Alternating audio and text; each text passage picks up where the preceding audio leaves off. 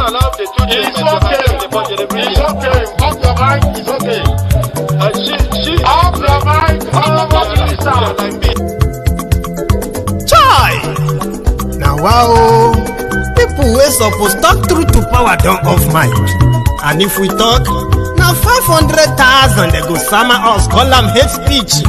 But fear not, Maiyegun don't come. Him go torchlight every corner, nooks and cranny of all these bad people where they spoil our country.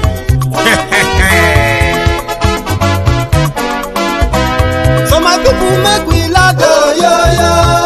Maiyegun don't come, oh yo yo. My people make we shout, oh yo yo. Maiyegun don't come, oh yo yo. Maiyegun don't come, man of the masses, oh yo yo. Maiyegun don't come, oh yo yo. Maiyegun Diary Politico, oh yo yo. Maiyegun don't come, oh yo yo. This one not the off in mind, oh yo yo.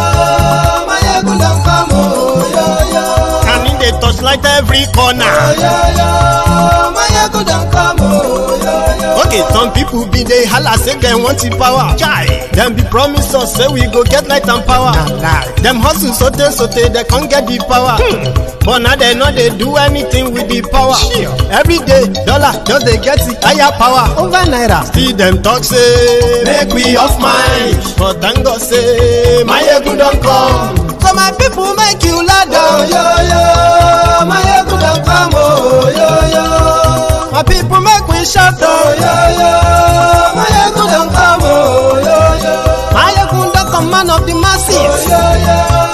Maiyegun don't come, oh yo yo. Maiyegun Diary Politico, oh yo yo. Maiyegun don't come, oh yo yo. This one not the off in mind, oh yo yo. Maiyegun don't come, oh yo yo. Person where they do evil, no one make person talk. Them say that Maiyegun, that man too they talk. He too they talk. Say Maiyegun Diary, he they hot like pepper. But every day then they take money in bulk. Woman picking they the street they hawk. Still them talk say make we no talk. But thank God say Maiyegun don't come. So my people make you laugh, oh yo yo. Maiyegun don't come, oh yo yo. My people make you shout, oh yo.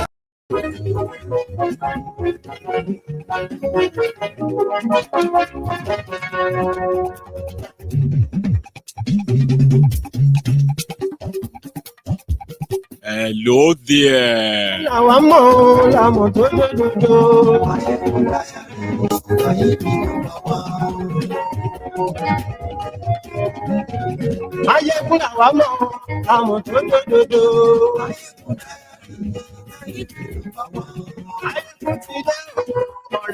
Morning to you, good afternoon to you, and good evening to you from wherever you are watching from. This is Maiyegun Live.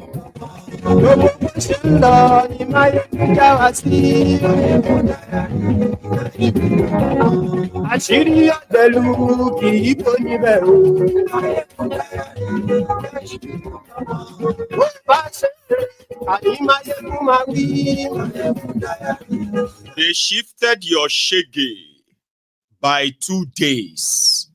Tifnumbu was supposed to announce to you the new fuel price, but they shifted it to another 2-3 days.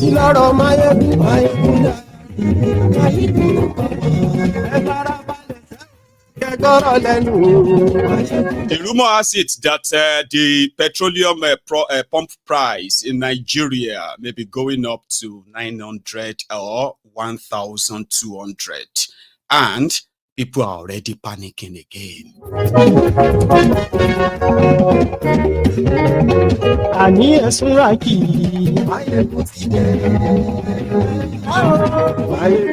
Then Oshoba came on board to advise Kolu. Lórí Facebook, and yes, lórí YouTube, and yes, oh, Baba Ture,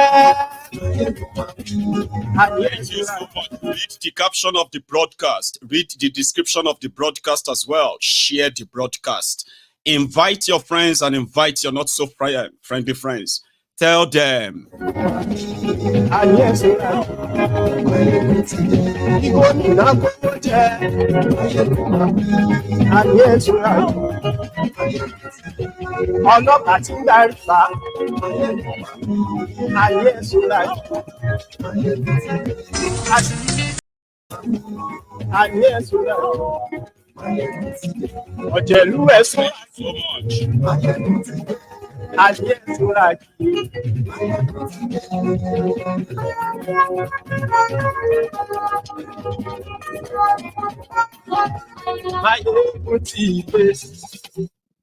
Motide. So good morning to you, good afternoon to you, and good evening to you from wherever you are watching from. It is Maiyegun live. For those of you who are watching it live, if you're watching the replay, ignore that part.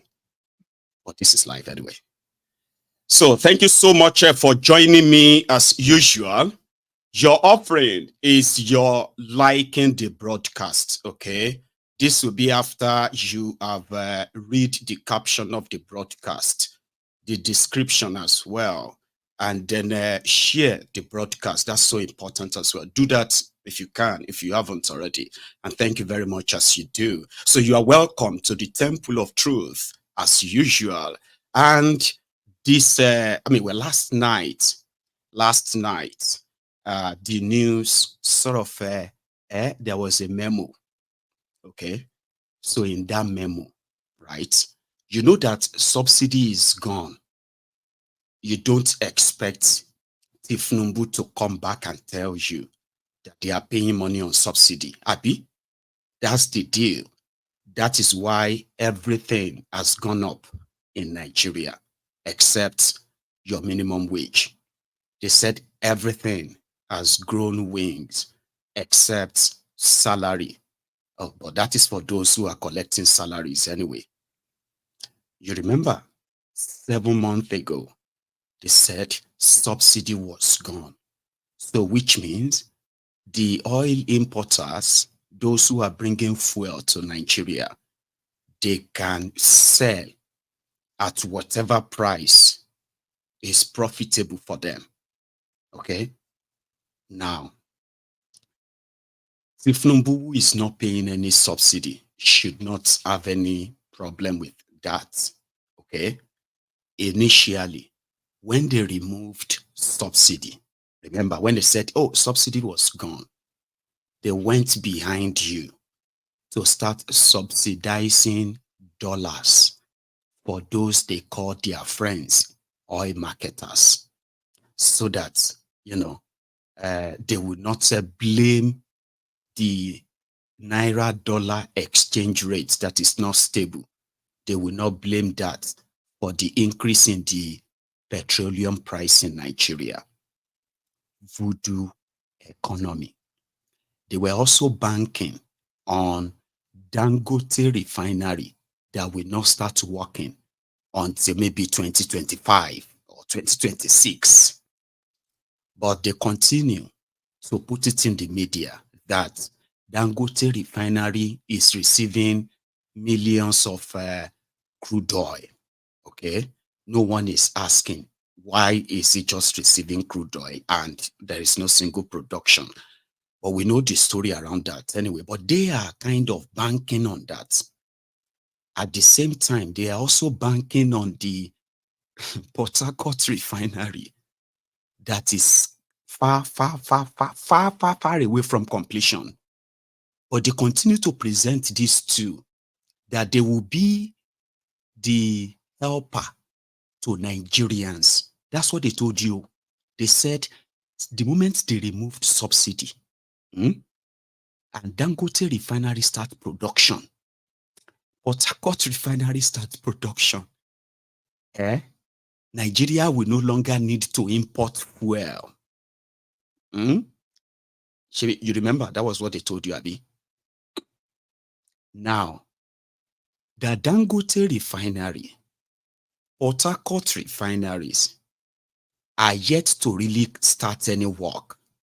They are already telling people, listen, oh, even if Dangote refinery starts working, even if Port Harcourt refinery starts working, let's be realistic. That will not change the price of petrol. It's not going to change the price of the diesel. It's just that they are going to stop importation. So why then are you making people feel like reprieve is coming? When you know that Nigeria economy exists and functioned on your, what do you call it? Your petroleum and your gas run economy. To power your, to power your machineries, to power your generators, to power your cars, to power your power and all that, right? So you depend a lot on that. So if importing the product makes it very expensive for Nigerians to afford, and the government said, we will pay the difference, okay? Do not charge the people. And the same government is telling the people that Dangote refinery, Port Harcourt refinery, the two of them, once they start working, what's going to happen? The price is not going to change. Even when you give Dangote the crude oil in Naira, nobody knows how much Dangote paid. We don't even know the deal. Everybody is just looking at the paper and waiting for Dangote refinery.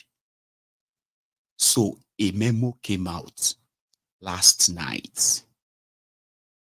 The reason why some of you were still buying petroleum per liter for maybe 615, in some places maybe 700, is because Tifnumbu's government is subsidizing dollars for their friends they call marketers. But can I also tell you something? Officially, the people responsible for importation of petroleum products, diesel and all that, into Nigeria is Nigeria's supposed NNPC, the one they privatized and changed to NNPLC. A lot of you probably have no idea how deep the corruption is and what this simply means. Nigeria is oil producing country, but Nigeria or Nigerian seems not to be the owner of the oil.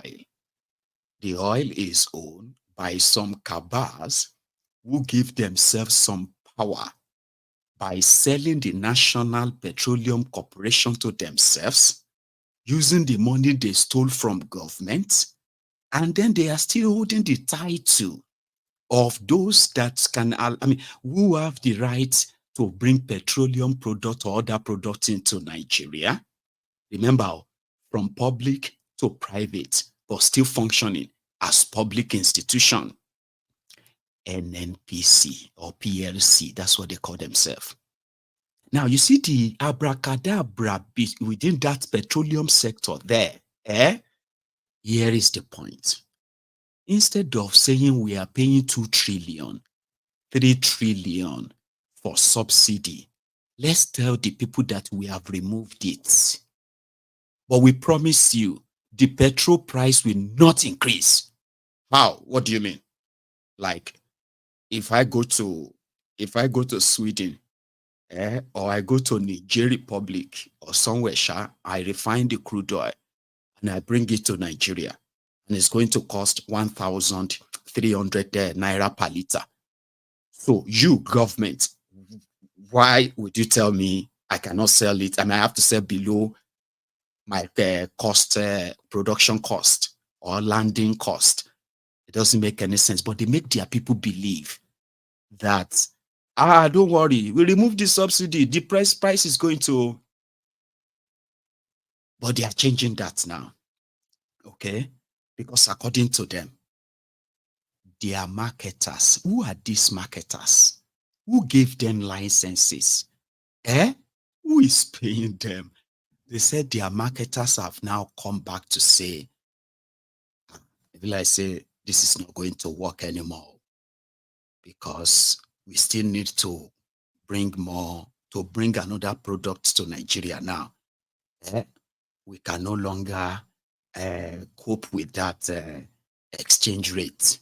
The exchange rate is still not working for us. Remember, as the rest of you are buying $1 for 1,300, 1,250, inside the central bank of Nigeria, some people are buying the dollars for 500 naira, 400 naira. This was what Emefiole did for 8 years that brought Nigeria to our knees finally. They are still doing it too. In case if you don't know, it is called dollar subsidy. In case if you don't know. And this dollar subsidy means their supposed oil marketers can access the dollars at the exchange rates of maybe 600 naira. That is the subsidy.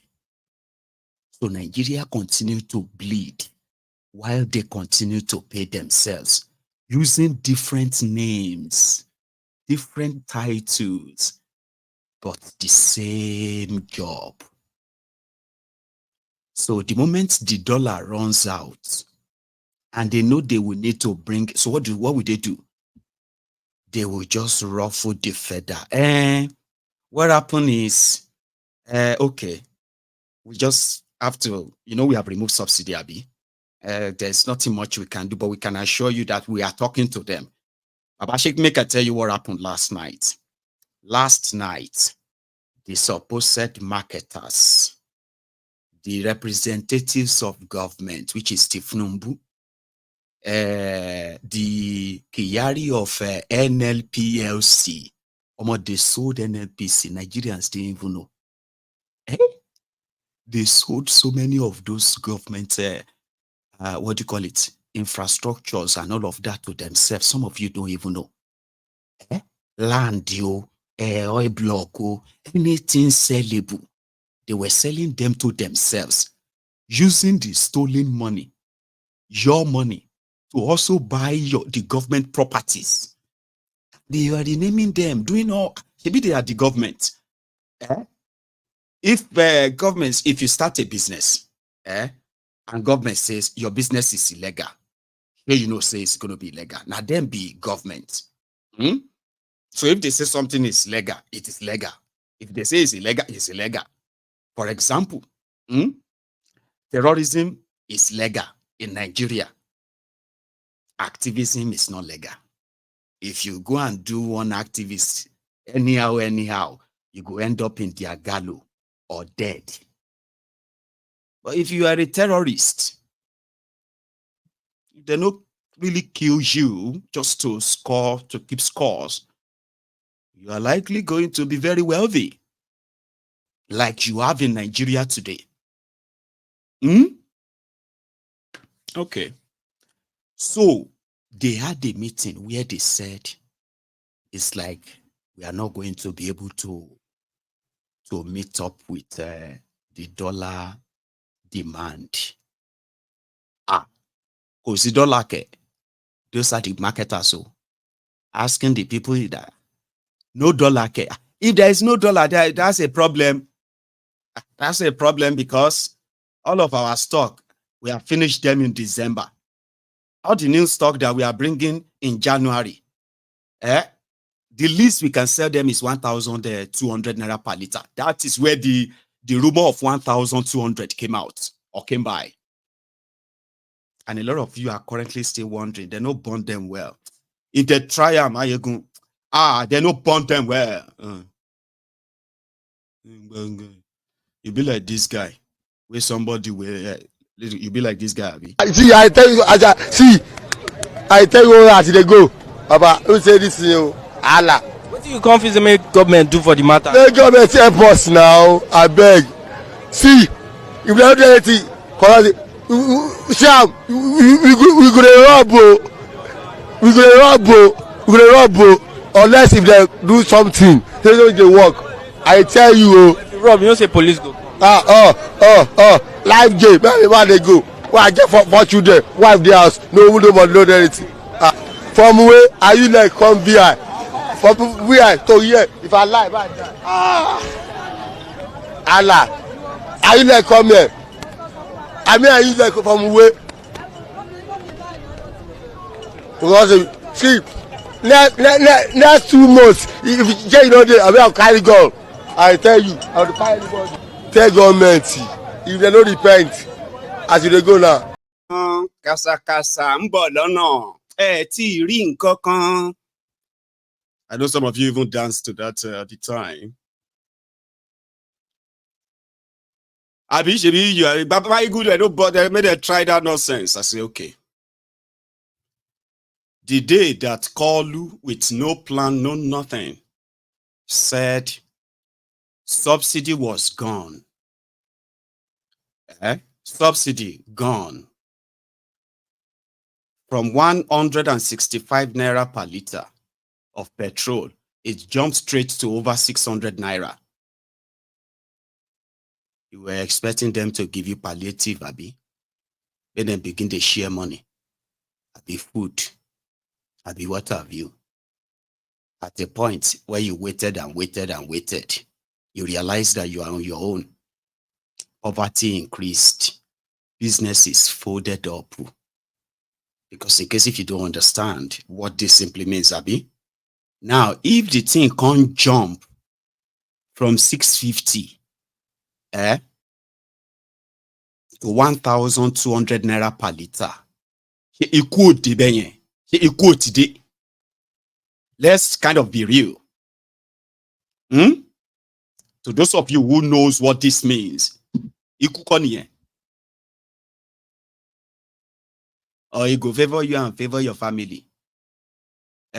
Even those who were shouting on his mandate, they were standing. Some of them now, they don't get energy to stand again. Now Shege Bansa, they said that today, if you think you are struggling or suffering, all you need to do is to go to the nearest Agbado bank, nearest or nearer to you.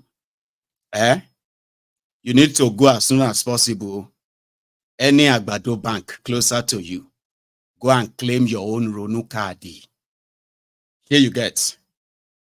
And if you want to survive now, there are those who listen to Tifnumbu when Tifnumbu said he was giving you New Year speech.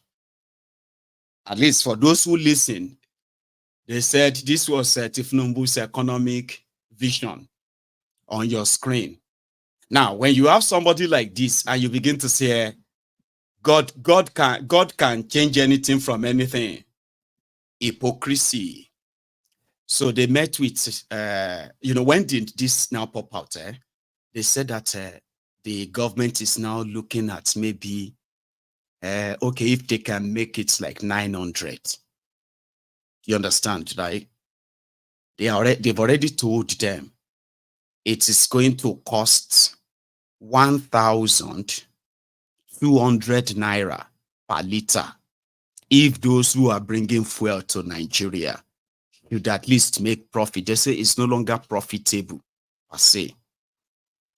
So if those who are bringing that's their marketer, so they say for them to make profit, they would need to sell for at 1,200 naira per liter. So the Tifnumbu's government, they are trying to say, okay, wait, what about 900? Like, what would be the difference? And like, for how many months? Like, they were negotiating that yesterday. They haven't had any conclusion when the memo leaked and the news picked it because it is true. Here you get.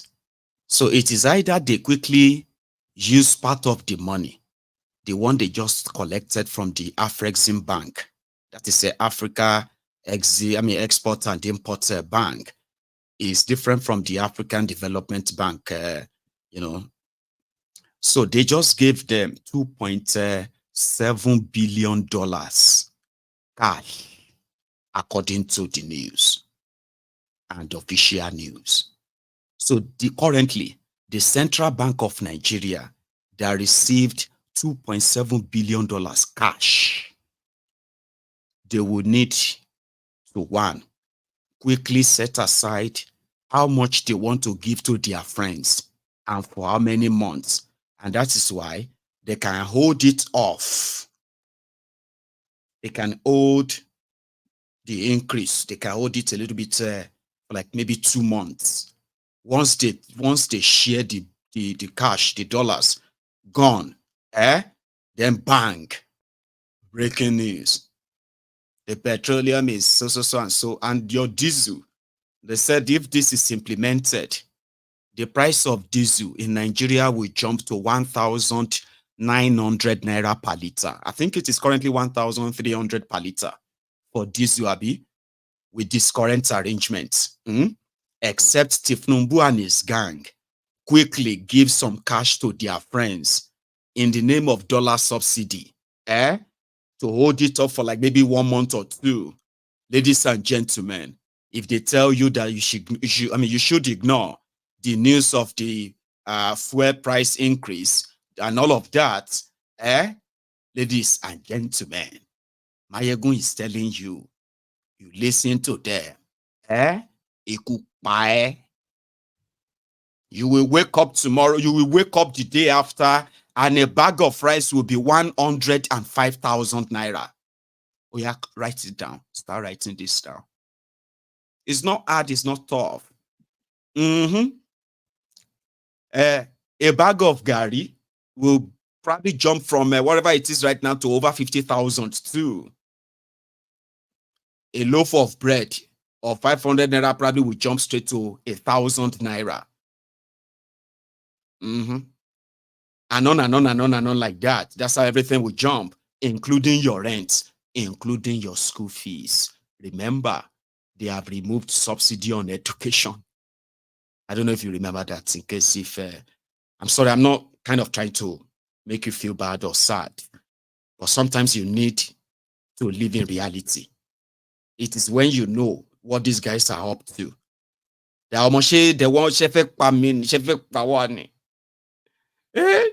Why? Let the poor breathe. Like, Tifnumbu said the other day. Where's that again? When it was with Bokwari. Let the poor breathe. Don't suffocate them. We have that responsibility. We have that responsibility. Come on. This is the moment you're going to ask yourselves and say, man, Chepe Pawani, do you want Kuku kill us then? The people that staged Operation, what was that called again? Occupy Nigeria. Hey! Occupy Nigeria 2012. Was that not 2012, right? Ah, man. Occupy Nigeria. I remember that time. As we are doing Occupy, like even in my own town, Odogbolu, we're organizing ourselves too. As they were doing in Ojota, doing everywhere. So I had this small Samsung phone that had the internet. So me, I was like always reading BBC, reading all this breaking news and all of that. So then the small videos back then, that popped up. Ojota, we not go agree. Laye never. From 65 naira per liter to 87, to 97 naira per liter. Never. Jonathan must go. Jonathan is the enemy of the people. I remember that time. It was everywhere. Everybody just believed that, man, how could you do this to us? This is mad. No. Everywhere. So me, on that, my Samsung phone, I'll be checking the breaking news. Then I will also be checking my UKVA account, because at the express say UK go give me visa. I go UK. Sure you get. So we're all grounded. Nobody could travel anywhere. For some of you who were not too young then. Wherever you were in January or so, like people just went on, People went for like festive period like this, and it was time for people to return back to where they, their usual place of abode. And then they said that they've removed subsidy and petroleum is going to be 97 naira. Everybody just lost it. Are you mad? Are you crazy? How could you do this? Blah, blah, blah, blah. Yeah. We didn't know that Tifnumbu and gang, they've been waiting for an opportunity, right, to launch their APC, Ebekebe Jihadist movement. Nobody knew. Jonathan must go. They must. Before you know it, they don't kill one boy for Jota. Everybody lost it. It was meant to. People thought they were fighting for a country. They didn't know they were building the future of destruction. A destructive future that APC, Ebekebe, will later represent. 97 naira. Almost then forced Jonathan to reduce it to 87 naira. Last. April last summer for me UK visa. Any delay. If the lie made them make your liter per liter 1 million naira. If all of you are like Mokuna, because around that time was like any your delay if I did the London. So Oshoba and gang there were the progressives, prominent leaders of that time who led all of those things. Mistakenly stumbled on Arise News today, and they are asking him, Baba, you said Tifnumbu is a hero for removing subsidy when you all know that this thing is not removed. They just gave it another name, and they were hiding it. You are hiding trillions of naira from the people. The money you are paying in dollars. So by a country that is that has lost so much forex. Nigeria no get dollar for reserve per sale. Any small dollar where they get now 1 million, 1 billion, 100 million, they will plan on how to share the money. Gone. Not for anything productive. Here you guys. This is what they do. So they said, you said he's a hero. But during Jonathan time, it was 97 naira. Now, so look at what things are today. Like, would you call Jonathan hero now? Or if you can say Tifnumbu is hero, what about Goodluck Egbere Jolantan? Would you call Jolantan hero too? Old man, awala busa baboshi. Now so Baba started there. So tripping. Kilo shi Baba ikole soromoni. Kilo, what happened to him? Why is he talking like that? That was the first reaction I kind of had, like, Kilo Shoshoba. It's a very straightforward question. You were those who said Jonathan has destroyed Nigeria. He wanted to kill people. He wanted to this, blah, blah, blah, blah. He removed subsidy to finish everybody. Today is about times 10 of what Jonathan increased it to today. Would you say Jonathan is a hero for removing subsidy that time? Listen now. The first question I asked you, you called President Tinubu a hero for removing subsidy. Would you call Goodluck Jonathan a hero for removing subsidy? And why is it that when President Jonathan removed subsidy, your party then kicked against him? So he too is a hero, isn't it? Or is not a hero for removing subsidy then? At that time, the subsidy was minimal, and what we are saying then was that they should have tackled the corruption. Now, the corruption now continued and became bigger and bigger, and round tripping. People bringing, before Jonathan, after Jonathan, a lot of events happened. Round tripping, bringing in vessels, and round tripping it vessels 4 or 5 times. So the corruption in the subsidy became higher. Before that was the situation between. Of course, I respect Jonathan. He's a gentleman president. I respect him. Nuisance lele.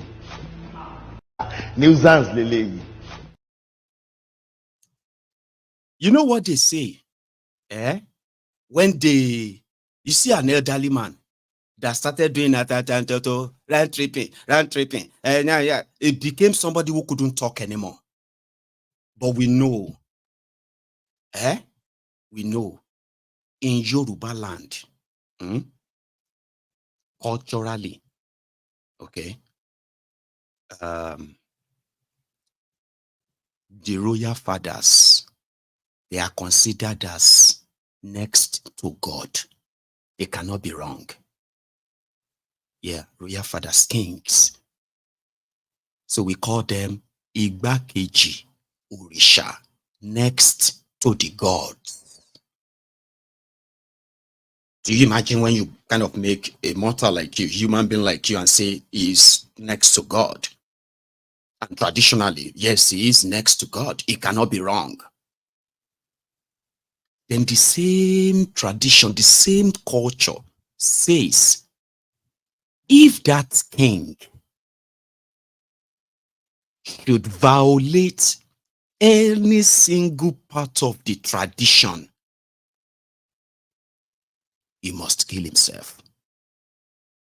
I mean, on the one hand, he is next to the gods.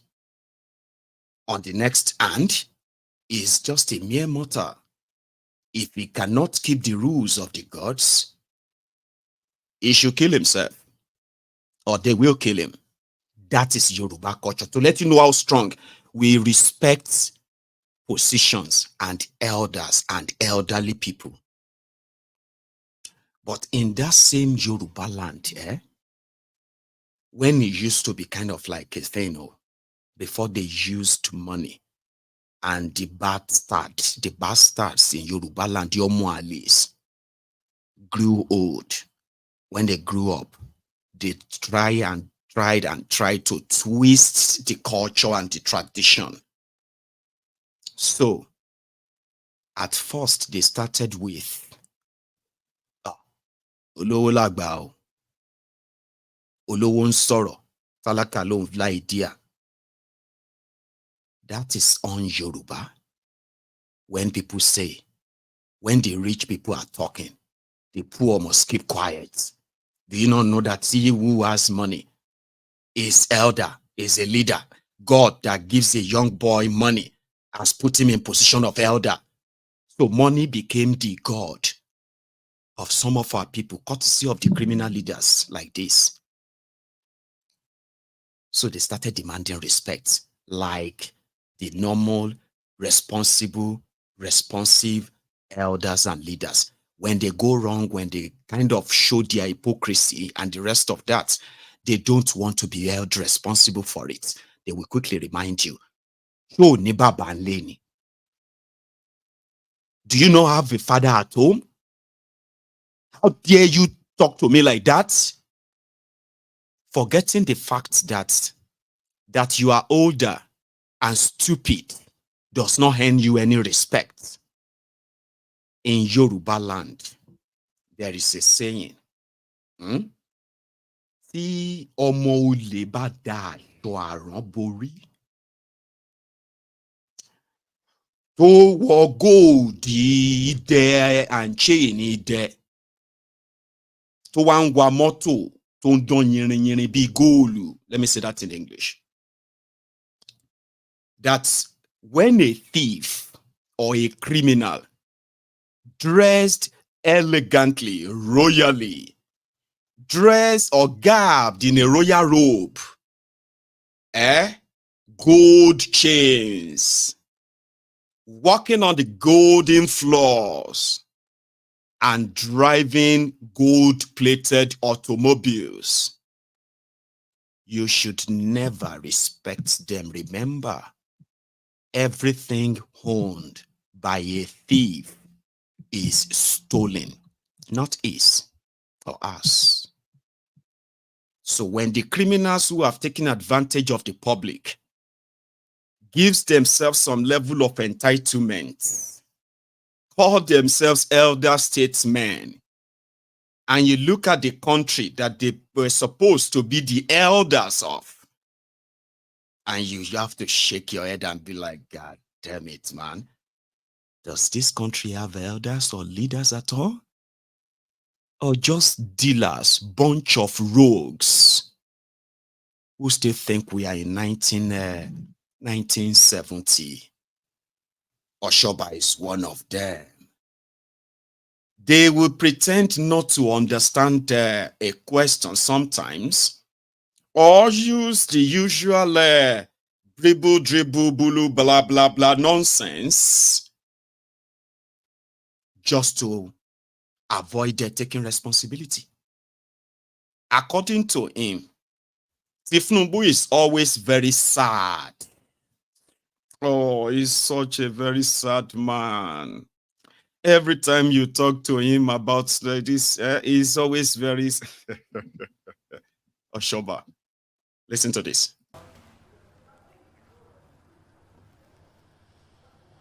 Well, I'll start with your last question. Of course, the Igbos have a right, like any Nigerian, and I support their right to the presidency.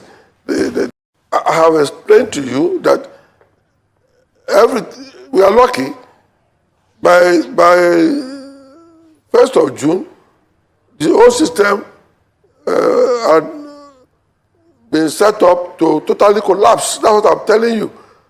If we didn't go the way the government had to go, okay, take for example, let me give you one thing I discussed with him on Christmas Day. I can reveal that. In the issue of foreign exchange, do you know that we Nigerians are also not helping?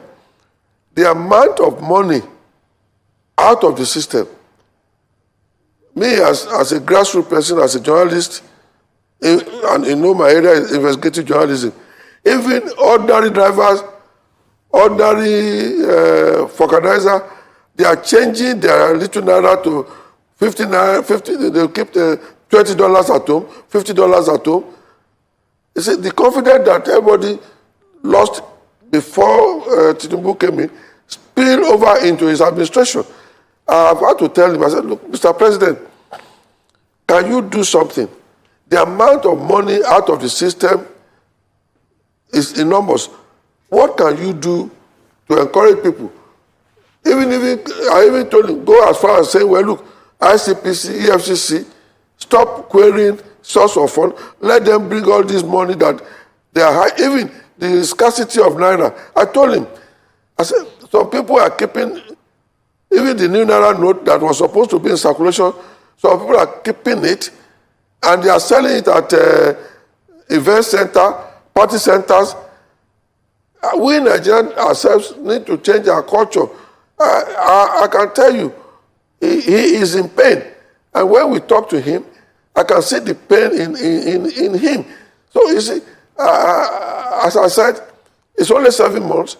Let's try a little bit more. Maybe by the time it's a year or so, like Wole Soyinka said, we will do a massive review of the whole thing. The more you look, the less you see. It is smoke Igbo. It is take Indian. He can talk better. In case they are telling you that, you know, he's an old man now. No. Come on, Oshoba. He can talk better. But you are hearing all that. The foreign exchange, ICPC, EFCC, they should stop chasing people. Tinubu should advise people to bring the money out. For Canaiza, they have $20, $50. All this they have. These are okay, here is something I didn't tell you. I should have kind of put you in the mood for that, right? Oshoba is talking about Nigeria economy. Okay.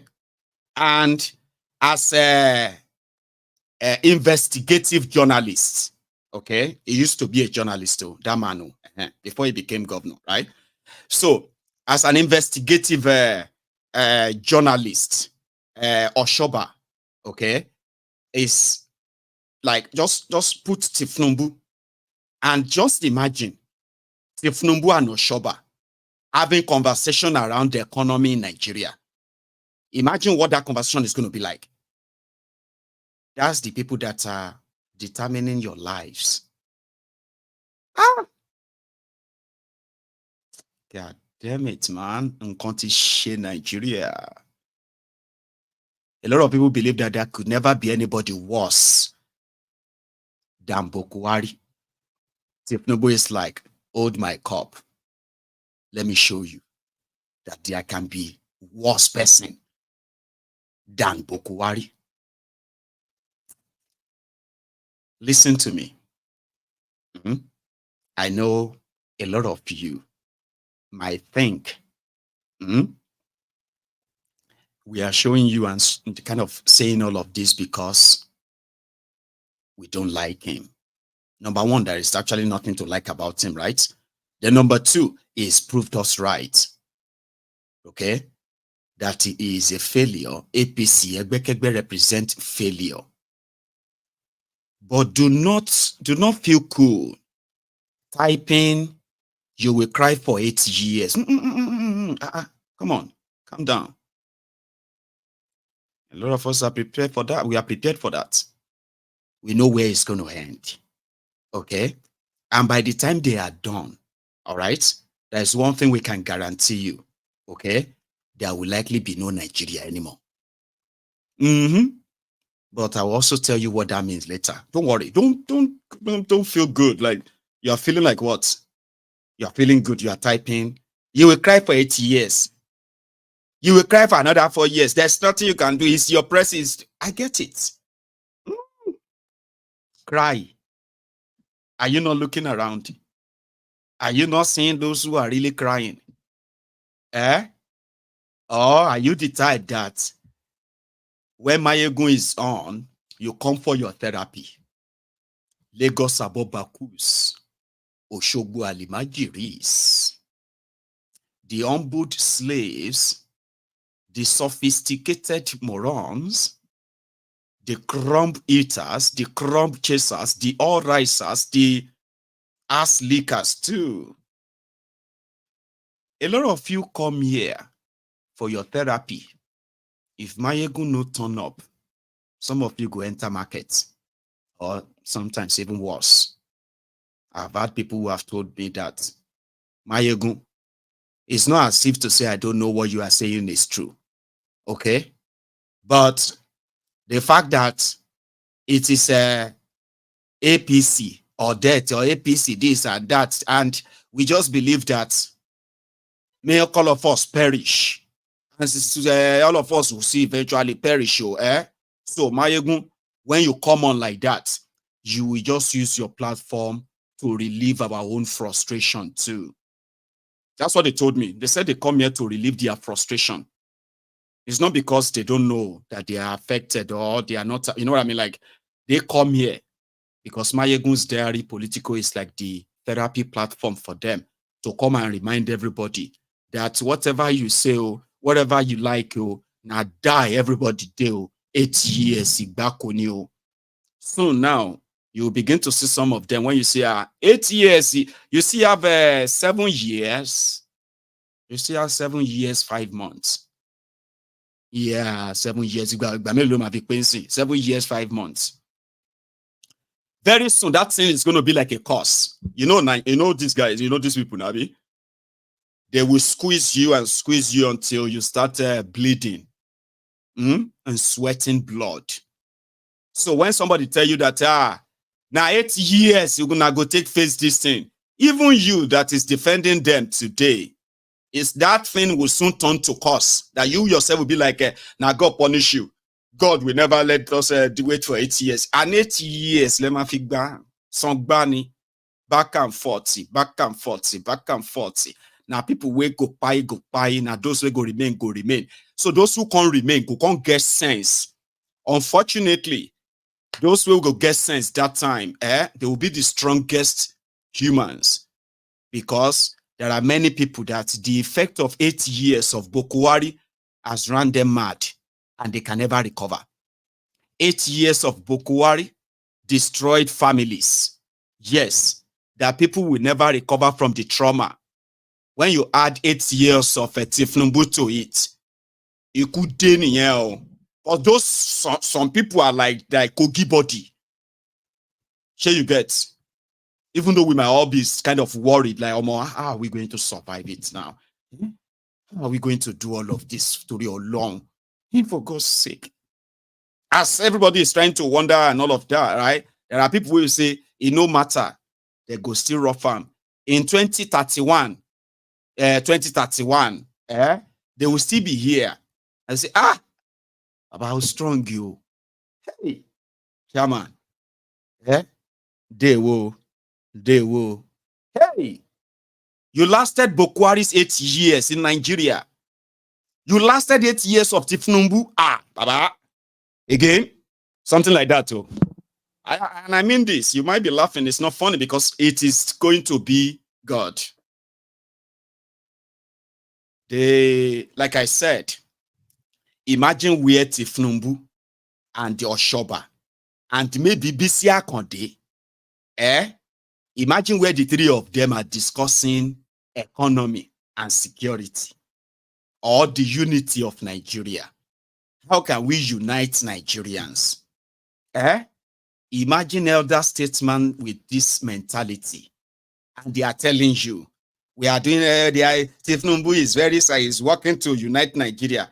Tell me in all honesty, okay, that this man's statement, as somebody close to Tifnumbu, and imagine him and his closeness to Tifnumbu and what Tifnumbu probably also shares with them, and in a more kind of a divided country. Somebody now asked him, what do you think about the Igbos and the presidency and all of that? I said, you know me, I have told you, as Igbos watching me on MaiyegunsDiary Politico, I have told you, okay, that a very sound, full-blooded Igbo man or woman does not need anybody's sympathy. You understand? They don't need anybody's sympathy. No, don't need anybody's pity. I have told people the reason why you are hearing more of Igbo versus Yoruba versus this that is riling people up is because the Igbos have, this generation of Igbos, they have started replying all of the name calling and labeling. They started responding back. Some of them decided to be bigots. Bigotry for bigotry. Usually, the Igbos who kind of try to calm the nerves. In fact, they will even send delegation and say, why are you upset with us? We are not fighting you. We are brothers. We are just here to do our, you know what I mean, like Igbos. So, or you see this generation of Igbos, they say, well, they attacked the Igbo. I don't know if you remember this anyway. So they attack, there was this riots, right? They attacked the Igbos up north. Okay. And the report came that, it was a targeted attack. So a reprisal took place in eastern Nigeria. Okay. And you know what I mean? Like blood for blood and all that. Since then, hardly would you hear that Igbos were targeted or massively killed in northern Nigeria. I don't know if you have probably noticed that too. I won't tell you the events because it is not something anybody should be proud of, okay? But some said that this generation of Igbos, they are not like their parents. Okay? So it's like the moment they start responding, when you say something about Igbos, they'll come back and fire. No. The history. You know what I mean? Like before, they never used to. They are always pretty much like their parents like, no. Let the sleeping dog lie. Let the sleeping dog lie. Anyway, Igbo versus this versus that. The Igbos have never ruled Nigeria. Out of the 63 years of Nigeria's existence, the northern part of Nigeria, which is the Sharia North and partly the Middle Belt, right, ruled Nigeria for over 47 years. The southern part of Nigeria, which also include the one that called himself Azikiwe from Bayelsa, Goodluck Egbere Jolantano, when it was convenient, he actually called himself Azikiwe. Anyway, so the South ruled the remaining 16 years. The Igbos have never ruled Nigeria. Igbos have never ruined Nigeria. All right? But somehow, the Cold War, which has singled out the Igbos for the past 50 years. That narrative and the generation that kind of witnessed that genocide, who were both doing the Cold War. You see the Igbos that survived the genocide themselves. All right, they ensure that their children never forget. That is something that Nigeria tried to forget and kind of erase. So they ensure that, listen, they have never forgiven us enough to even like let go anything. They wanted to extinguish us completely. And since they didn't succeed, you must never forget what happened. And that's, that's kind of reasonable, I mean, my own people didn't face any kind of, targeted ethnic cleansing called civil war. So I would never be able to understand what that is, okay? So their children will never forget. The survivors never forgot. Nigeria want to forget. They said, no winner, no vanquish. Move on. Baba, the people that ruined Nigeria for 63 years, they are telling the people that have never have a chance to contribute to that destruction, like as then they share the positions, who lead Nigeria. So there was an unwritten code,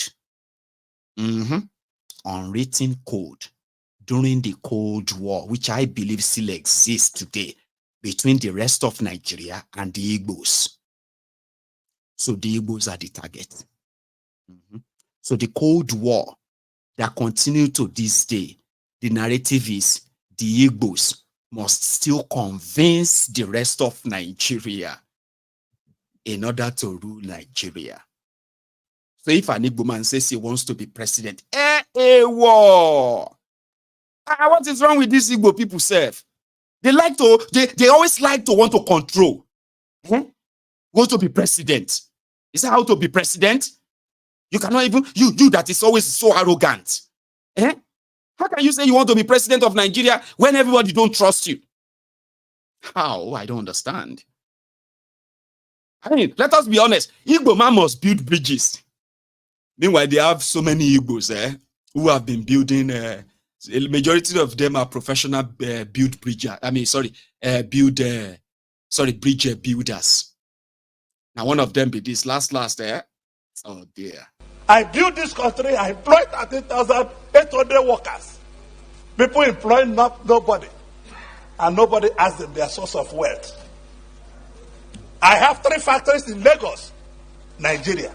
I have 2 factories in Ota, build manufacturing. I have 3 factories in Aba, manufacturing, and I'm a thief. And people that cannot explain where their source of wealth comes from, they are not thieves. I leave everything in the hands of God. May God be the judge. Thank you very much, Chief Whip. Let's leave everything in the hand of God, Jare. Oji Uzo Kalu. Mama, Papa, family, government. Amen. Glorify your name to the core. Owner of the day, owner of the beginning and the head. I glorify your name to the God, Father of the glory. There is nobody can share the glory with you. You are beginning of the glory, you are everlasting. No, you are glorify your name to the God. Igbo must build bridges. A lot of them don't turn to CCECC. Some of them don't turn to Julius Baja. 30 years, 40 years. Some of them, they don't turn them to Sheikh in the north.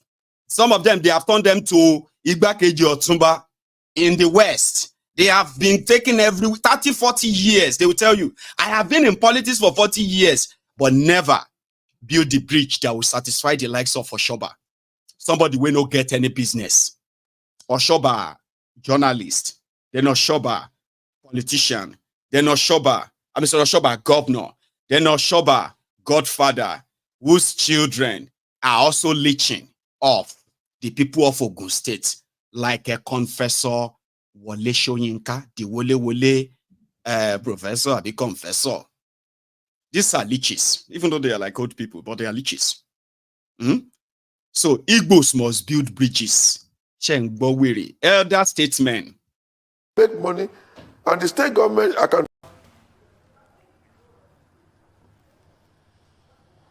Well, I'll start with your last question. Of course, the Igbos have a right, like any Nigerian, and I support their right to the presidency. There should not be a situation where we are treating any part of the country as a secondary citizen. But you see, some of my brother Igbos think that it's a right, entitlement. Our brothers, the Igbos, must talk to ourselves only in Gigi. Talk to me that you would like to be president, that came to me to talk to me that you will be president. When Abiola and I wanted to, we went around the whole of the East. We saw Nnamdi Azikiwe, we saw Onu, we saw Mbakwe. We went around to each of their homes in their villages. Most of the Igbos didn't think that they should talk to us in Southwest. I feel sorry about that. I mean, look, the handshake across the South, led by people like Ndibusi, Commodore Ebitikiwe and Co. With us, Yoruba, that built up to June 12, was forgotten. Two, you see, the tribalistic politics cannot help. Anybody who wants to be president of this country must recognize the other tribes. The kind of entitlement cannot give the Igbos the presidency. As for Nnamdi Kanu, I have not discussed it with the president, but I know that from what I have from other sources, he's asking the Attorney General, can he, as a president, interfere with court processes? Can he order the court to stop the processes? These are issues. If we are negotiating something for Kanu, we have to look at the implications. Nuisance leleyi. Nuisance leleyi. Nuisance leleyi. Babala nuisance. Don't think he didn't know what he's doing. We know about the dog whistle. So the Igbos are feeling entitled that they want to contest for president. Like, I don't understand. A Yoruba man want to be president. A Fulani man want to be president. Igbo man want to be president. But it is the Igbo man that is feeling entitled. He knows what he's doing. It's called dog whistle. He's making it look like the Igbos. No, they don't like the Yorubas. They don't regard me. They don't come to us. If Igbos want to be president of Nigeria, you will come to Oshoba. Oshoba will take you to Tinumbu. Sure you get. And then they can then see how to see if you can then become president. Even though you are not second class. So we all have equal rights. Everybody get the rights. But they know what they are doing. In one of his statements of advising Tifnubu to raise money, he says state governors, they should be collecting tenement rates. Like I told you, he no get any job. He has houses in London. He has houses in Nigeria, in Abuja, in Abeokuta, or in Izegbade. He is collecting pension, free money, free cars, free medical care for life from the Ogun State people's taxpayers' money. When at them they advise economically. All of that where they show us all of your mansions. You like say all these old criminals' eyes don't enter Ramo. They need to start taxing all of you and your mansions. In this the Igbo mansions, by the way. Make money. And the state government, I can tell you, the state government, even in Ogun State, they are not collecting tenement rate, land use decree. We elite. I mean, I'm living in a mansion. It's because I was former governor.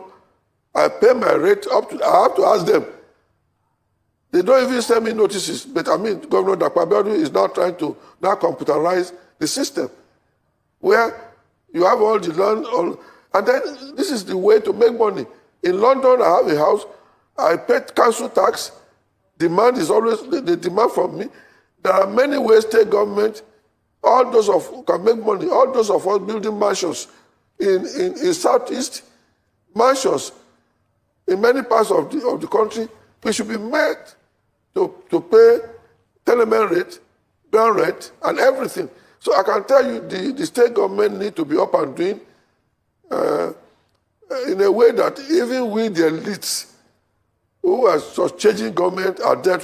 Pastor, oko ọlọ́pàá ń ṣọ́ pastor. Àwọn àmọ̀jọ sticker ló ń ṣọ́ wa. Àṣé kò rí pé orí wa ti burú. Ìwọ má dídá o, ìpápá ẹ̀dá orin. Jẹ́ kí wọ́n bá ibùtàn jẹ. Kò jẹ́ gbèsè àgbẹ̀tọ̀ àbí kò gbẹ́rì tí kò gbé tí a fẹ́ jókòó tẹ̀ra. Gbẹ́rì tí bá yọ píù. Àwòyí àárín. Mo mọ̀ ní pé wà nínú báìbù pé ìgbà tó fẹ́ mú Jésù kọjá ní àárín òun ògèrí Jésù. Kí ni Jésù lò? Àfẹ́ rí ló lò. Ìwọ má dídá ayé bàjẹ́. Oshoba, we no get job. Oh. He's an old man.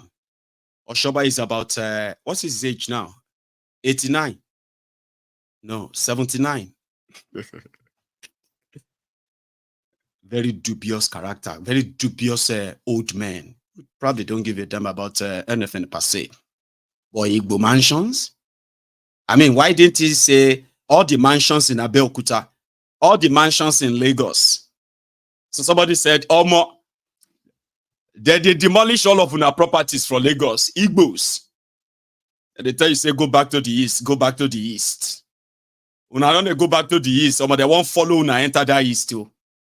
By the time you go back to that your east, all those your mansions that you are showing everybody, Tifnumbu should, Tifnumbu is already saying that all of you who are rich, they are going to collect your houses. If you cannot prove the work you are doing, yeah, that's the plan. They said, if you cannot convince them what you are doing to make money, say you get, so they will collect the property and everything they can collect from you. If you can prove what you are doing to make money, you would have to pay extra taxes on your mansions.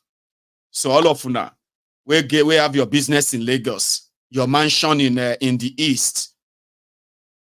Are you sure it's going to be viable anymore? Are you sure you are still going to... This is 2024 January. If you still start now, divesting your investment, Baba, you can begin to divest now because they won't chase you now, enter anywhere they won't chase you now until you probably will tell them enough. Enough, we've had enough. So somebody who listened to Tifnumbu's New Year broadcast actually shared his view. Oshoba might be talking nonsense as is, you witness, right? So the credit for this clip also goes to the Arise News, by the way. So they've been very kind of, very, very, useful to our platform as part of our, platform in 2023, where we've been able to use some of their own materials emanated from their studio. So we are still grateful that they have not decided to start kind of reporting me for probably, I don't know, because I always give the credit, by the way, but again, Arise News, so thank you. Here is somebody who was in their studio dissecting the nonsense that Tifnumbu kind of is, and even deeper, to let you know that they might be using all the word salad, all the nonsense and all that. Listen, those they were counting on. I mean, hang on, there's actually one I want to show you. So they said that this is their budget on the left, okay? On the right, few states that kind of got some foreign direct investments, right? In the 7 months of Tifnumbu. Tifnumbu himself did not attract any foreign direct investment, right? According to what they said, Lagos State got about $308 million. Almost 7 months. Do you understand? Do you understand what I mean? The entire Lagos State in 7 months received investment of $308 million. $308 million. and it is the highest. Abuja received 194.66 million. Okay. Ogun State received $1 million investment in 7 months. Okay, 1 million. Akwa Ibom received, you won't believe this, so 70,000. Not 700,000 though, $70,000 investment. Abia managed to attract 150 million. Third to Lagos, second to FCT. So this is in 7 months. Nobody is going to come and bring their investment to a place where what would they see? People who lack legitimacy, criminals, certificate forger, drug trafficker.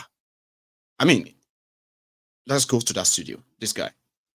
Now, we need to deal with corrupt issues, attitude to work, attitude to everything, to bring in foreign direct investment. You see, when you go outside and you talk to foreign investors, maybe you talk to presidents or whoever, as soon as you leave the room, they will sit down to have their own meeting.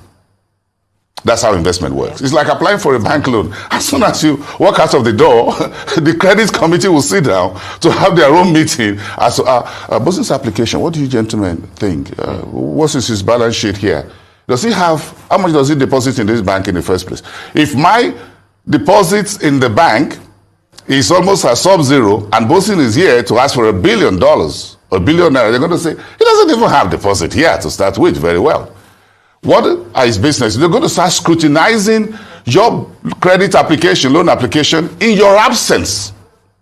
So as soon as Mr. President leaves with his entourage, those countries will sit down with their presidents and the private sector to review Nigeria in our absence. So what they think about us, the assessments in our absence is what matters, not what goes on television.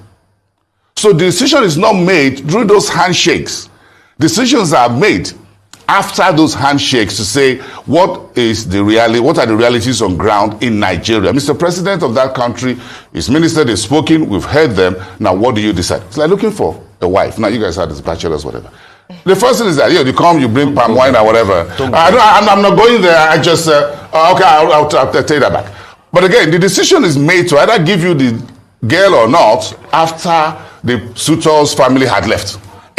What do you think? Discussing marriage. Economic issues. You know the in-house. Because budget has to be involved in planning marriage as well. The bachelors in-house. I'm talking about. I'm trying to link the population. Yeah, I'm talking about the budgeting process now. Oh, okay. Because they'll talk about the foreign direct inflow. Okay. What is the budgeting? What's the revenue of the prospective suitor? What is his balance sheet? You remember that pension fund? I said the father-in-law says, "Do you have a pension account?" And the gentleman was looking like, "I don't know what it is." When you have a pension account, come back and hear from my daughter. That is how investment works. So we want investment. You have to be suitable as a suitor. So is Nigeria a suitable destination for investment? We have opportunities. Now you find why investors, if you call an MDA, a minister, or the CEO of a DG, and it's not available for a day or for a week, that investor is not going to wait forever. Remember, every dollar that every investor wants to put anywhere in the world has a competition. So don't take yourselves too seriously. Take what you admit too seriously. We tend to take ourselves too seriously in this country rather than take what we are doing so serious. We believe that we are serious, right? But again, are we doing things seriously? That is where the difference is. So that dollar is waiting. If you take 1 week out of 53 weeks in 2024, you are left with 52 weeks. That investor is not going to lose 1 week because that money is not even his own. Maybe it's a pension fund from Chicago, from wherever, and they are waiting for returns on their own investment. So every dollar we are asking for, either from India, from China, from everywhere, is competing with another dollar from another country, from another region in the world. Listen, because you said a lot, and the truth is, it now makes sense why photo ops in Saudi, deals announced months after. That's a reception. Photo ops with Olaf Scholz, deals announced. So, I want Nigeria to succeed. What are the things we can do that when these investors will talk about Nigeria at the back of President Tinubu, they will talk about us favorably? Because there was a time that they used to talk about us for 8 years ago, 2015 here. Most of the FDAs into Africa flowed to Nigeria. But today, that's our political capital. But today, when people are talking about investment in the oil sector, we call ourselves in charge of Africa and oil, but they are investing more in the oil sector in countries like Egypt that we will not tout. Angola. Yeah, and Angola. Senegal, not tout Sierra with our Leone. capacity. Senegal, Sierra Leone. Yes, DR Congo. Than us. I mean, look at even Liberia. Look at Rio. Yes. The mining giants coming. So how would they talk about us and say, okay, this makes sense? Because if you say 200 million population, the first thing is, as we speak today, what's the purchasing power of that 200 million population? It's very simple. Tanzania just announced that their total investment deals done in 2024 was $20 billion. Deals completed? Yes. In 2024. Not announced. Was around $20 billion. President Samia Suluhu just sacked the entire board of the country's electricity company a few days to Christmas because she said, I'm tired of these power outages. She sacked the entire board. You can't mess with Madam President in Tanzania.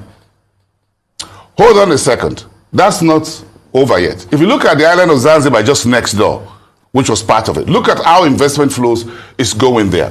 South Africa had one of this worst year in terms of electricity outages in 2023. By the end of third quarter, September last year, South Africa has posted about $22 billion FDI into the country, even though they suffered two major economic downside. First, electricity up to level 8 outages by Eskom, and second, Transnet, which is the logistics company. The shipyards in South Africa and Durban everywhere was failed.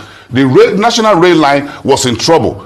Despite that, foreign direct investments flew into South Africa between July and September last year up to the tune of about 20-something billion. Well, now, what does that tell you? That despite the fact that we have the same electricity problem in Nigeria, such investment flows was not coming here. Despite the problem of electricity in South Africa, some of the automakers in the world were still increasing their factory portfolio and production in South Africa, because South Africa lost its industrial #1 position in Africa to Egypt just about a year or two ago. And they are very sore about it. They are very unhappy. They want to get that title back as the industrial hub of the continent. Now, so when something is missing here, in which South Africa has a major power outages. I've tried to interview sometimes one of our correspondents in South Africa at my show at 7 p.m. and he says, I don't have electricity. I've had to talk to some investment executive chairman of companies and say, oh, please hold on, I have to put. What did President Ramaphosa say? Look, he liberalized the whole thing. If you're doing 100 megawatts and below, it's free entry, free exit. I don't want to sign any paper. Just go bring it on. He brought in a new minister last year of electricity. Now you have a minister of power, but he brought in another minister that his job is to ensure that there is power 24/7 and give that new minister of electricity a one-page, one-line mandate. But it's not worked. But hold on a second, he's attracting investment in. So they are using the opportunity of the problem with Eskom to bring in new alternative sources of energy, and that's why investors are coming in. Look, Eskom is that old utility like NEPA. Yeah. But we want to do solar. So you come in, right, with your own $2 billion, right? Because you want to provide that. Professor here comes in, doctor comes in here and says, I want to do $2 billion in another form of renewable. But because the environment is opened up, so we need to open up our electricity. Look at the TCN, for example, when we look at the energy. These are TCN, we need to allow people to come in very quickly. The EFDB wanted to help us a few years ago, I think under Buhari's administration. They brought in someone from EFDB to help us head the transmission company of Nigeria. He didn't last.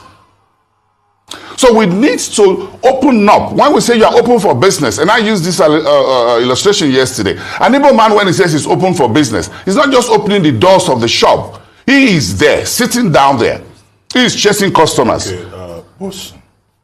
Well, some clarification. When a town hall different from blue. Bulaba. I mean, you all sat there through all of that, what do you call it, analysis from the guy, right?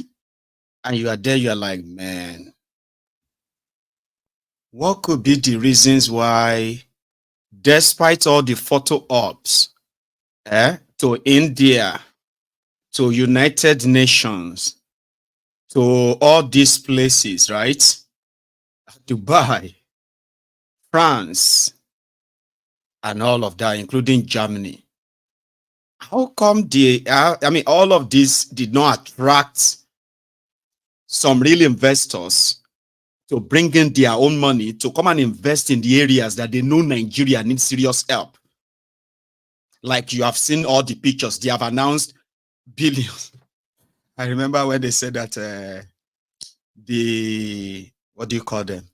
The CEOs of Apple, of Microsoft, Olori Buruku ni Dele Alakori. You know, Dele Alakori was the one who said, or was it Dele Alakori or Akuri Nigalaila? I think it was both of them. It was Akuri Nigalaila that first said it. That CEO of Apple, CEO of Microsoft, Bill Gates, all the 500 Fortune companies in America, all their CEOs, they were fighting for slots to meet with Tifnumbu when it comes to United Nations. They bury long. Fear God too. Fear God, but they know they fear anything. You know what somebody said? He's a politician, and he said, everybody sees me as a politician. Who do you think I am? And the song were like kind of, oh, you are a man, you are a husband, you are a brother, or you are a this, you are a that. But majority said, you are a politician, man. So a lot of you, majority of you believe I am a politician. Say, yes, we believe that you are a politician. And he said, I am just an actor. And that's exactly what your politicians are. They are just actors. Okay? They can put up shows. They can put up photo ops. They can put up media statements and all that stuff.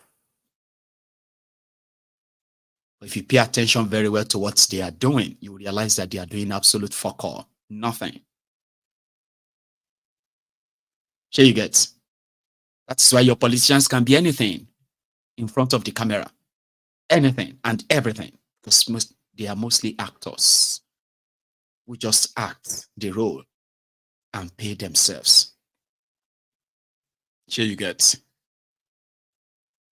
But there is no foreign direct investment or inflow into Nigeria, because who is going to take their money to where drug baron Pablo Escobar, Tifnumbu, Jaga Banditi, the Jaga Addicti, Aṣíwájú àwọn olè, Aṣíwájú àwọn agbèrò, Aṣíwájú àwọn the mandate around the other day. Some said that Aṣíwájú àwọn atọ́lé, whatever you want to call him. The moment the camera is off, everybody look at themselves and say, are you sure you sure we should go to that place? Say, no, I'm not sure. We are doing some check. Bokuwari went to Dubai. He told them in UAE that Nigeria is ready for business. They said, what happened to our $10 billion stock in Nigeria Bank? 10 billion ke. Shokpo to yen ni. Okpo gan. Bokuwari and Emefiole. They don't kind of swallow ramo. And if you want us to kind of allow your people to continue to have visa access to UAE, You go pay also. Tifnubu told the people they have lifted the ban. We thought he could just make the announcement for the UAE. Those ones didn't even bother. If them born you where you go, come, my bonibi. That way you the crazy sabi. But our president said that you have lifted the visa ban. Why are you now acting funny? I said, will I say you the mad abi? Say, she Arab boy pigeon ni. Mohammed, why are you speaking pigeon? Our president said that you have lifted the. Will I say you the mad abi? Will I say your president the crazy abi? They born you were can't enter here. Nobody could go back and say, but if Numbu, you said you have lifted the ban, you no one pay them because they don't have money to pay anybody. Now it's been almost 4 months or 5 months now. Do you know that those ones knew that will be this one? That is shouting OP is here. OP is here. So like we said, it is just photo op. It would have been so great if they can actually do what they say they are doing. It is to your advantage. It's to the advantage of the people.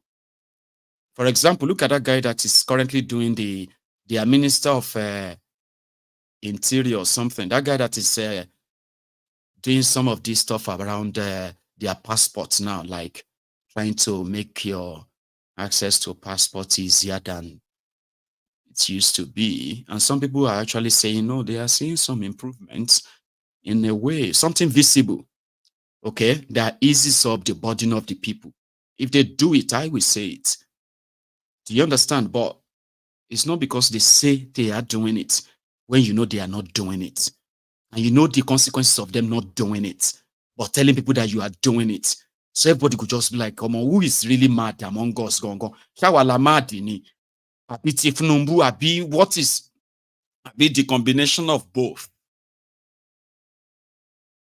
In the state of the confusion, a video dropped on my lap and I was like, I couldn't really stop laughing, okay? A lot of people have read so much meaning to it, all right? But you know this video, right?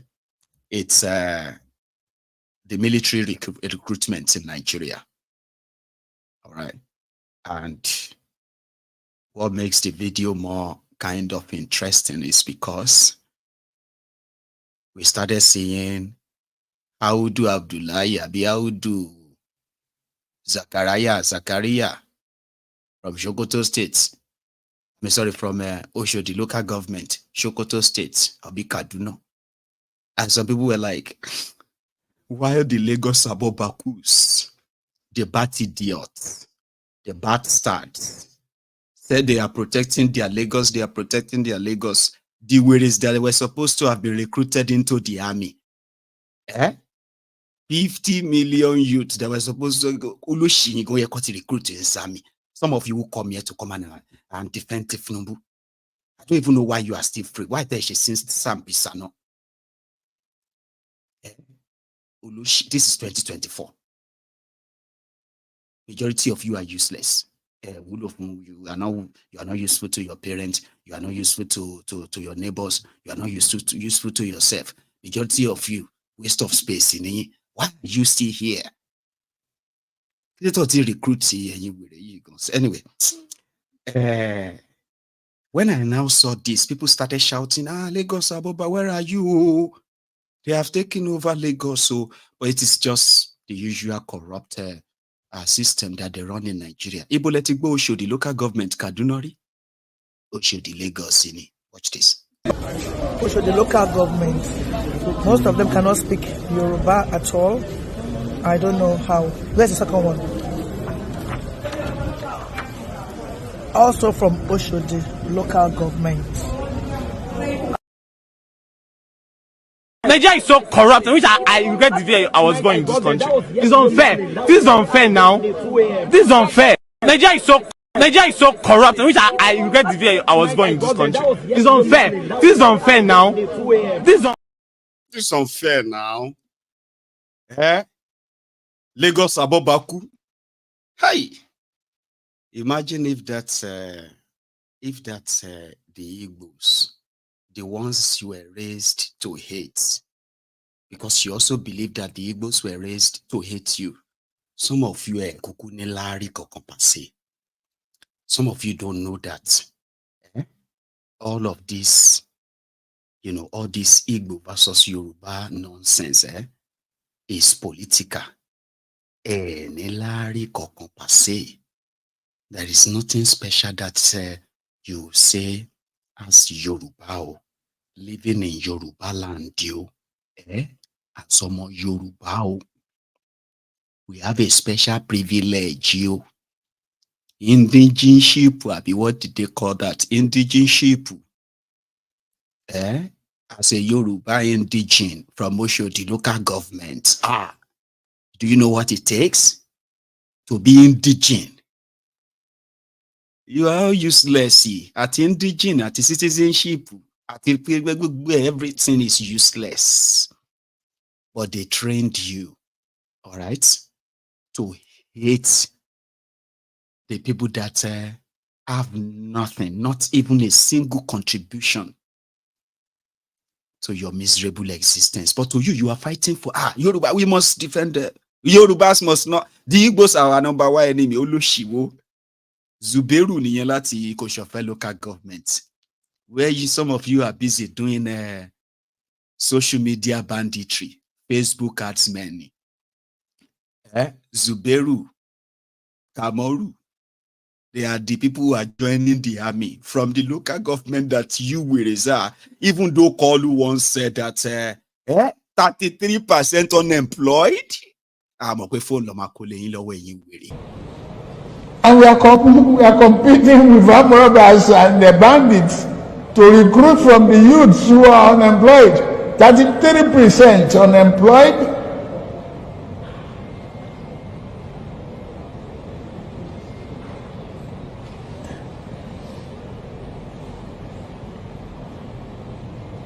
Recruit 50 million youths into the army and the other thing. Take away from their recruitment source. What they will eat? Cassava, agbado, corn, in the morning, yam in the afternoon. It's growing here. You create demand and consumption.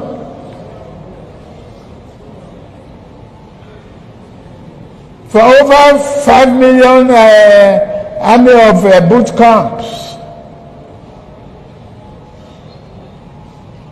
We create our food. That's money for the farmers. That's consumption for the soldiers and skill development. Don't call them my illiterate. Don't talk about illiteracy. Anybody who can own gun, who can handle gun, who can cock gun and clean the chamber and cock and shoot is technically competent to repair a tractor in the farm. Abraham Lincoln, Abraham Lincoln. Now the person, somebody said, when they wake up every day and they see that Peter Obi is not your president, they thank God, okay, that Tifnumbu is still your president. Now that person be that too. And his friend, you heard his friend, Oshoba earlier, Abi? Those are the what is I go call them again? Is it septuagenarian, Abi, octogenarian? Some call them fossil. Fossil. Fossil is like the ancient of day, ancestor. That's what they call fossil. You see, that's when sometimes when they want to insult you with Oyibo. Like, say, look at all these fossils, man. Look at all these fossils. Like, they be like ancestors. They walk in echo chamber, be talking to themselves. You saw that? And the people where they decide your destiny be that. And they said we should all try and go out sometimes. Go outside and touch grass and see what the reality is.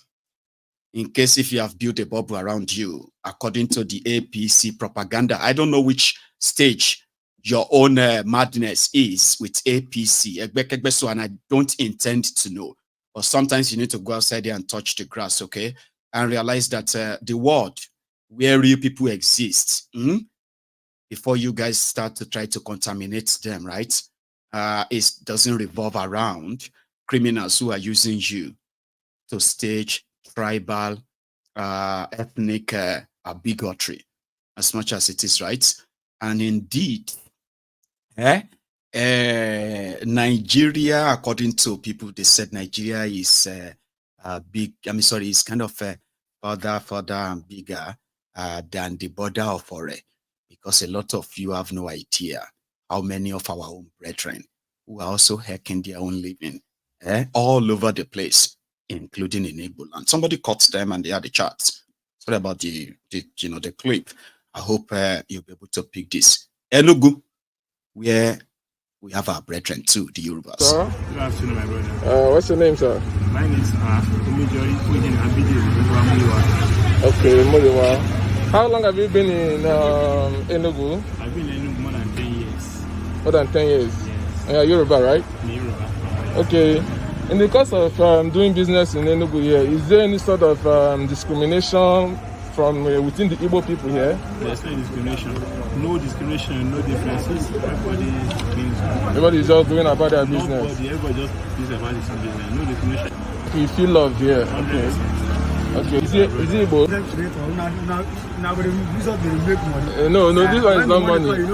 This one is not money. This one is just I want to set some agenda straight. You know, you're a Yoruba man, right? Yeah. You've been in Enugu for a while. How many years? I think this is my 22 years. 22 years in Enugu. I want to ask you a very simple question. Okay. Since you've been in Enugu for the past 22 years, have you ever had any reason to think that this is not your people? Have there been any sort of intimidation? Were you allowed to vote during elections? Vote your choice? Yeah, I've been voting. Did anybody ask not to vote for a particular candidate?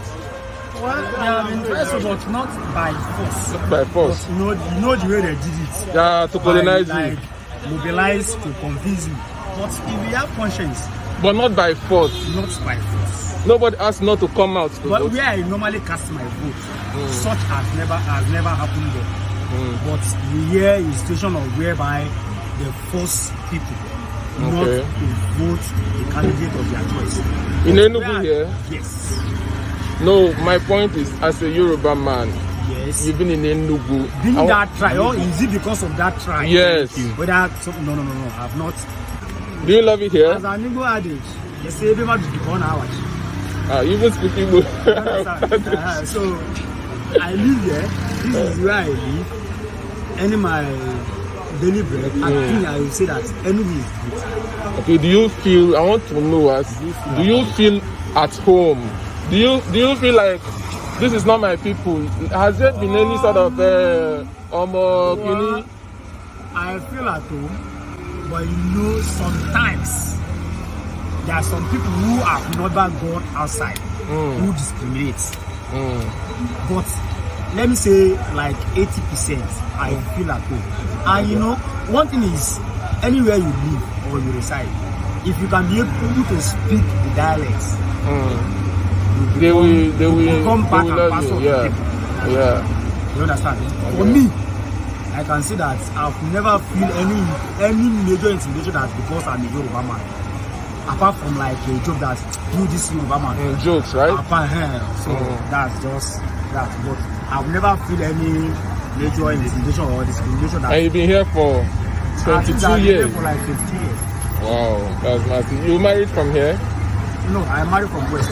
From the West, okay. So what about you? Is your wife from here or from the West? From West. My wife's from West. You all are feeling at home in Enugu? Thank you very much. Thank you. I appreciate it. Much, brother, that sent that out there. It's a little, but it's also big to continue to educate both who are Yorubas, who have never really been anywhere, and those who are Igbos too, who have never been outside Igbo land.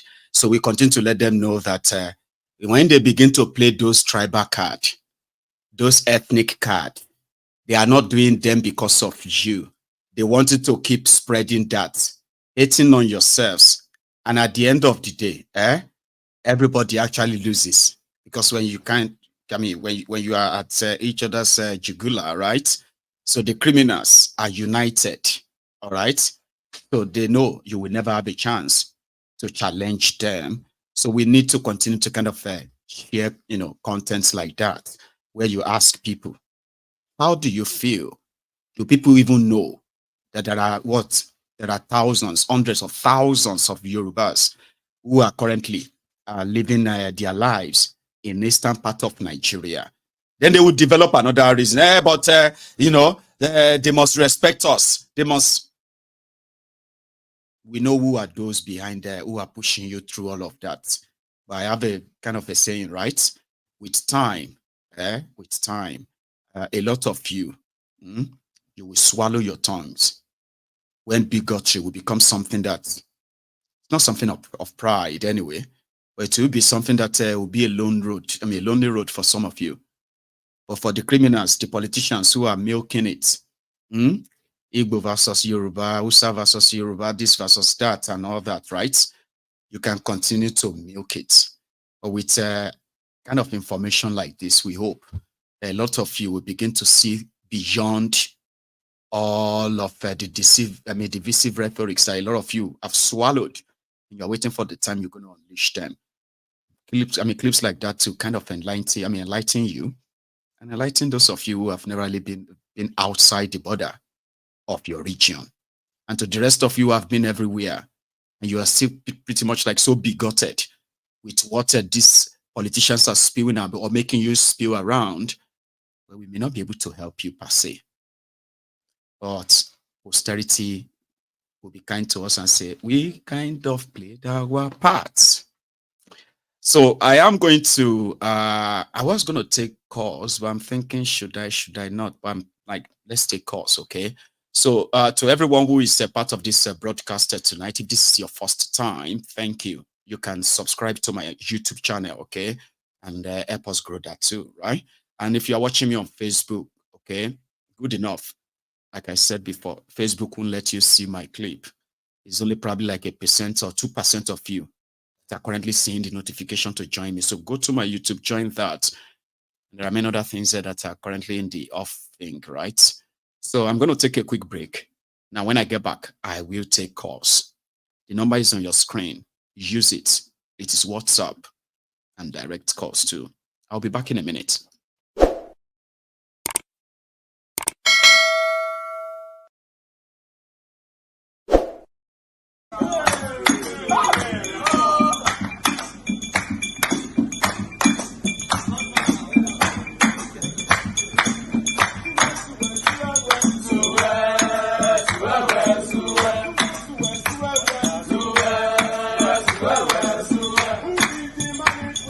What is the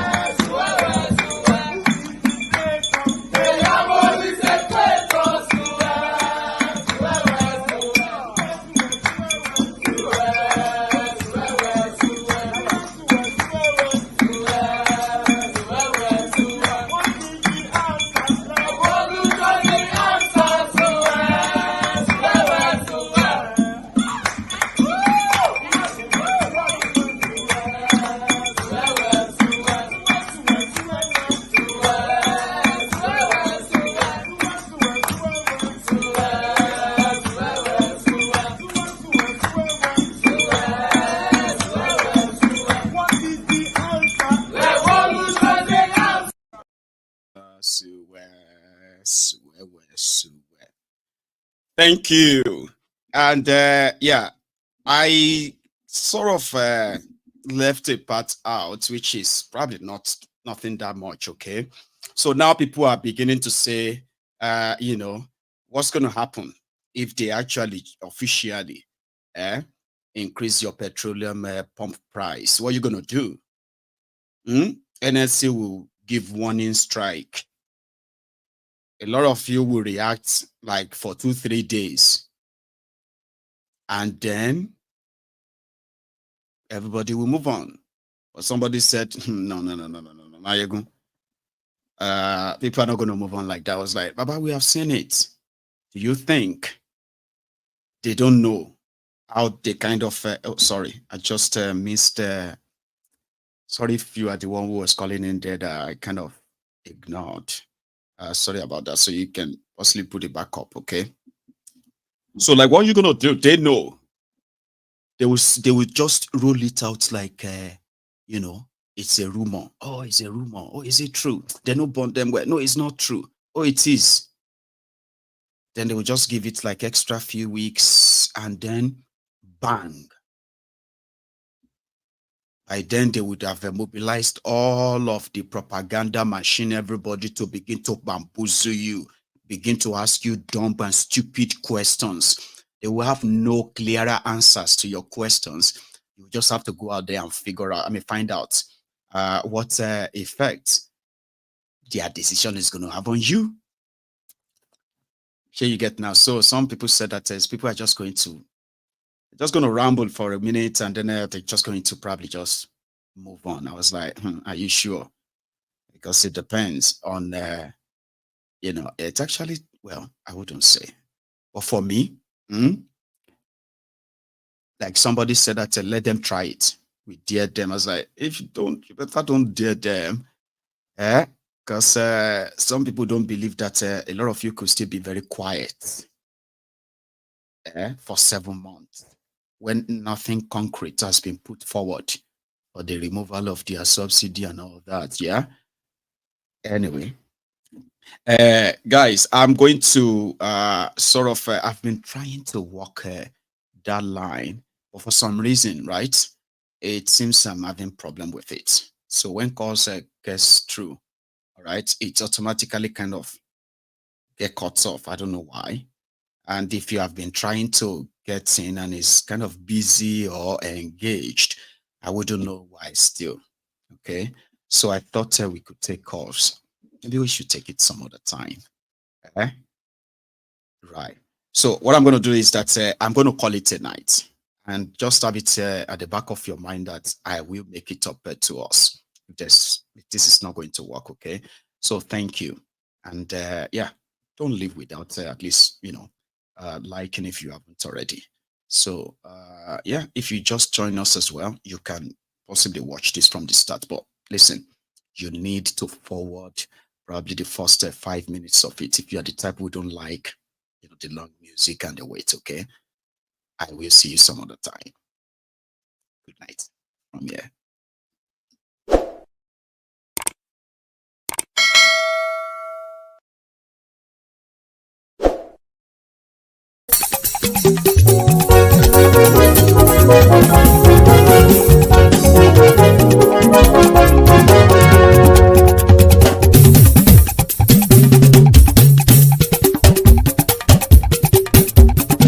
Maiyegun làwa mọ̀ làmọ̀ dódódódó. Maiyegun Diary, Maiyegun number one. Maiyegun ti dé o, ọ̀rẹ́ ará ìlú. Maiyegun Diary, Maiyegun number one. Lórí Facebook, lórí YouTube. Maiyegun Diary, Maiyegun number one. Gbogbo bó ṣe ń lọ ni Maiyegun já wa sí. Maiyegun Diary, Maiyegun number one. Àṣírí ọ̀jẹ̀lú kì í bò níbẹ̀ o. Maiyegun Diary, Maiyegun number one. Bó bá ṣe eré àní Maiyegun máa wí. Maiyegun Diary, Maiyegun number one. Ó sì tún ṣe eré wàá gbọ́ níbẹ̀ o. Maiyegun Diary, Maiyegun number one. Maiyegun Diary, Diary Politico. Maiyegun Diary, Maiyegun number one.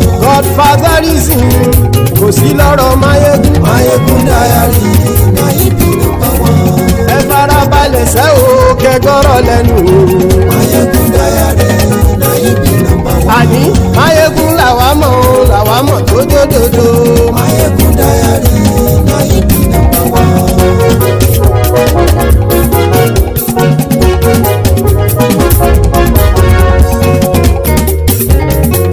àní ẹ̀sùn ràkì. Maiyegun ti dé. Maiyegun ti dé. ọ̀jẹ̀lú ẹ̀sùn ràkì. Maiyegun ti dé. àní ẹ̀sùn ràkì. Maiyegun ti dé. lórí Facebook. Maiyegun ti dé. àní ẹ̀sùn ràkì. Maiyegun ti dé. lórí YouTube. Maiyegun ti dé. àní ẹ̀sùn ràkì. Maiyegun ti dé. bọ́ bàbá gbé wúrẹ́. Maiyegun máa wí. àní ẹ̀sùn ràkì. Maiyegun ti dé. ijó ìgbádìyẹ. Maiyegun ti dé. kí gómìnà kówó jẹ. Maiyegun máa wí. àní ẹ̀sùn ràkì. Maiyegun ti dé. ọlọ́pàá tí ń darí bá. Maiyegun máa wí. àní ẹ̀sùn ràkì. Maiyegun ti dé. aṣòfin tí ń rúfin o. Maiyegun máa wí. àní ẹ̀sùn ràkì. Maiyegun ti dé. òkúra olóṣèlú. Maiyegun máa wí. àní ẹ̀sùn ràkì. Maiyegun ti dé.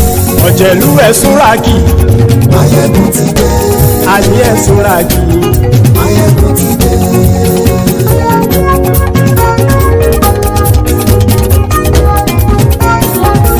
Maiyegun ti dé. gbogbo ọ̀jẹ̀lú ẹ̀sùn ràkì. Maiyegun ti dé. gbogbo ọ̀jẹ̀lú ẹ̀sùn ràkì. ṣùgbọ́n ní bá ti ṣe èyí tó yẹ kí wọ́n ṣe ọmọ bá dèrò ní fi wọ́n níran o. Maiyegun ti dé. Gbogbo ọ̀jẹ̀lú ẹ̀sùn ràkì. Maiyegun ti dé. Gbogbo ọ̀jẹ̀lú ẹ̀sùn ràkì. ṣùgbọ́n ní bá ti ṣe yìí tó yẹ kí wọ́n ṣe ọmọ bá dẹ́rọ̀ ò ní fi wọ́n níran. wọ́n fowó bẹ́ẹ̀ o Maiyegun ó sọ pé wọ́n ò bẹ́ẹ̀ wọ́n fowó bẹ́ẹ̀ Maiyegun ó sọ pé wọ́n ò bẹ́ẹ̀ oníkan ṣáàtì ṣe èyí tó yẹ kí wọ́n ṣe fáwọn ará ìlú tó gbé wọn débẹ̀ o àyè. Maiyegun ti dé gbogbo ọ̀jẹ̀lú ẹ̀sùn ràkì. Maiyegun ti dé gbogbo ọ̀jẹ̀lú ẹ̀sùn ràkì. ṣùgbọ́n ní bá ti ṣe yìí tó yẹ kí wọ́n ṣe ọmọ bá dẹ́rọ̀ ò ní fi wọ́n níran. kì máa yí ṣeré ọ̀rọ̀ yìí kì í ṣẹ̀fẹ̀ kì máa yí ṣeré ọ̀rọ̀ yìí kì í ṣẹ̀fẹ̀ ẹni bá ti lè lẹ́bọ̀ lẹ́rù o ọmọ bá dèrò kàṣà ìtú wọn síta. Maiyegun ti dé gbogbo ọ̀jẹ̀lú ẹ̀sùn ràkì. Maiyegun ti dé gbogbo ọ̀jẹ̀lú ẹ̀sùn ràkì. ṣùgbọ́n ní bá ti ṣe yìí tó yẹ kí wọ́n ṣe ọmọ bá dẹ́rọ̀ ò ní fi wọ́n níran. tẹnitẹni ọmọ Maiyegun ọ̀rẹ́ ara ìlú mọ̀mọ́ ni mo fọlọ́hún sọ ẹ̀ bá kìlẹ́bù lóòótọ́ olódodo ìlú ọ̀tá ìlú mọ̀mọ́ ni ìwọ ṣá máa ń ṣọ́ra kò sì mọ́ bẹ̀rù bọ́tà ń lè rí bóníṣègùn lé káwọn mọ̀mọ́ fi ṣera wọn ni ó ti dẹrùn tí wọn ò gbọ́dọ̀ sì mọ́ bẹ̀. èèpo ọ̀gọ̀ lọmọ bá dérò tàjẹ́ ò gbọ́dọ̀ jẹ́ ó ti dọba lórí àbínú ẹni kò sì mọ́ bùyà àìsíwọ́lu ní ẹnìkẹ́ ìgbódì ẹyin lábàrá o ó kó ẹni tó bá dán o àkàmù. Maiyegun ti dé gbogbo ọ̀jẹ̀lú ẹ̀sùn ràkì. Maiyegun ti dé gbogbo ọ̀jẹ̀lú ẹ̀sùn ràkì o ẹni bá ti ṣe yìí tó yẹ kí wọ́n ṣe ọmọ bá dèrò òní fi wọ́n níran o. Maiyegun ti dé gbogbo ọ̀jẹ̀lú ẹ̀sùn ràkì. Maiyegun ti dé gbogbo ọ̀jẹ̀lú ẹ̀sùn ràkì. ṣùgbọ́n ní bá ti ṣe yìí tó yẹ kí wọ́n ṣe ọmọ bá dẹ́rọ̀ ò ní fi wọ́n níran.